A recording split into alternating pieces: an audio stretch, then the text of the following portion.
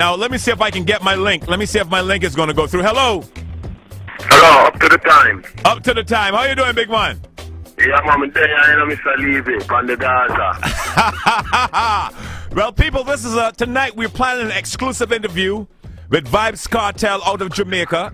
So this is, let VYBZ, before we get into it, let the people know that you are the original VYBZ KARTEL and we don't have no Vanilli Cartel on the, in the studio. Teacher, for the girl them, love you. New York girl, I'm a baby. Yeah. So, VYBZ, you have been having a tumultuous year. I mean, no matter where you turned, I guess the University of West Indies did this vote the other day to find out who was the most popular DJ in Jamaica, and you came up by flying colors, the most popular DJ among the young people in Jamaica. You saw that? You saw that that thing that was done by the University of the West Indies? Yeah, man, I saw it in the newspaper, man, and it was really, it was a very accomplished feeling, you know, because, you know, the teacher worked for it. So, well, that must have been amazing, and that your nemesis, who have been in the news with you so much, came in at number 2, and I think that Beanie Man came in at number 3. Yeah. Well, it's just a changing of the guard, you know, because, you know, not one time it was a Bounty and Beanie situation, but right now it's just Gaza and Gully. So it's like a new generation of fans in the streets, and they declare their champions. Okay, let's, you know, let's talk. There might be a lot of people who might not be aware of who VYBZ KARTEL is. How did VYBZ KARTEL get the name VYBZ KARTEL? Where did that name come from?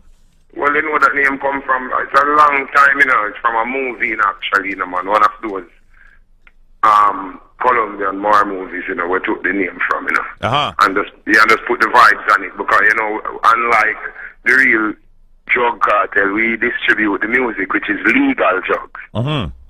So you didn't want to say drug cartel because you didn't want to come across the notion of the distribution of illegal drugs. So the vibes is the good vibes of music, and that's why it came out like that.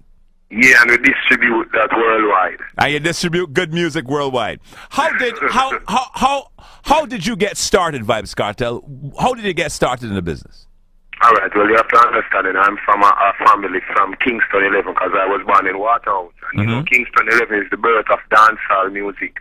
You know what I mean? Like how reggae birthplaces in Trenchtown, you know, it's a dancehall birthplaces in Kingston 11, Kingston 13. So it was just an overall vibes from the whole community till when I moved to Portmore now at age about 5 or 6. You know, you have my uncles who used to DJ back then. So we get the inspiration from them also. My father loved music, mother loved music. So, you know, music was all around the teacher. So I couldn't avoid it. No, I remember going to Waterhouse with SHEBA Ranks and going to SHEBA Ranks' house for breakfast and having breakfast with Mama Christie.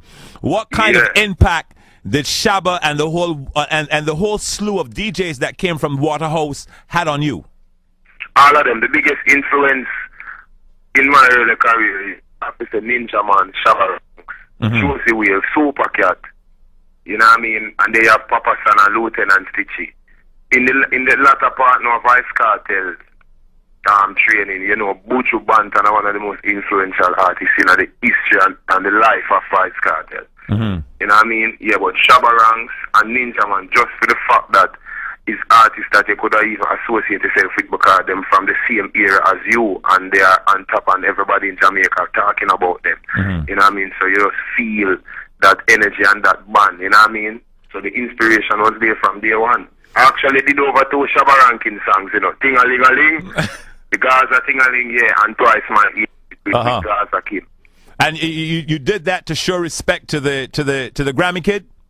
Yeah, man, you have to pay homage to the old school, man, because without the root, you know, you couldn't have the blossom.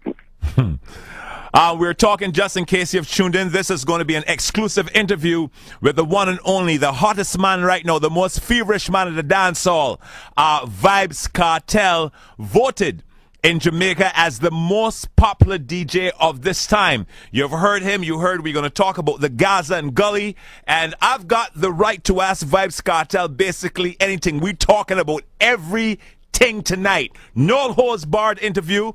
We did a little bit. Now, tell me, you had a big party last night. I spoke to Usain Bolt earlier. You had a big party down there with Usain Bolt last night. And I understand that while you were having your party with Usain Bolt, that Movado had a party someplace else. How did everything work out last night? But the both parties were kept in two different parishes, you know. Movado's party was in Kingston in the building that is the club formerly known as Asylum. Right. And Usain's party was on the North Coast in St. Anne, a place called Priory. You know what I mean? So the vibes on both ends, as I figured, was airy. You know what I mean? And everybody accomplished what they set out to do. You know what I mean? Just provide entertainment. Now, how did VYBZ KARTEL get in to the dancehall business? Do you remember the first time you went into the studio? And tell me what was like the first record that you had, or the first thing that you did that you knew, hey, I'm in this business. I've got what it takes to make it in this business. Well, the first time VYBZ KARTEL went into a studio, actually, it was years ago when I was about 16, 17 to record a song called Love Fat Woman. You know what I mean? I was brought in the studio by Alvin Reed. You know what I mean? Producer of One Art Records. You know what I mean? And that was the first ever studio experience VYBZ KARTEL ever had. The song never got released eventually because, you know, at the time VYBZ KARTEL was young, so the vocal wasn't intact, the timing, the key, you know what I mean? But it was a learning process. You know what I mean? But separate and apart from that, when VYBZ KARTEL knew that I could make it in the business, like 101% was when I wrote the first song for Bounty Killer. And what was the first song you wrote for Bounty Killer? I think we say, if a warlord did rule the world, get up people would never pour no more. Diamond and pearls, we get the boys and girls, you know? So let's talk a little bit about you and Bounty Killer and the Alliance. How did you meet Bounty Killer? How did you get into the Alliance situation? Oh, the meeting was I was introduced to Bounty Killer by my then manager, Ron Butler, because he was the one who saw me in Portmore. You know what I mean? Because we were running Portmore from day one as an underground artist. So he was the one who took up the management, you know what I mean, position and said, hey, listen, you can make money in the business and I have a link with Bounty Killer.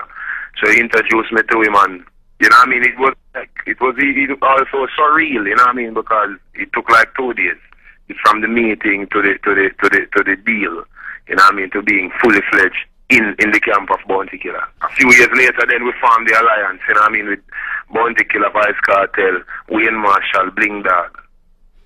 Now, when you got in initially to the Bounty Killer's camp, you got in to be a writer of lyrical content for Bounty Killer. That was the initial deal that you had with him?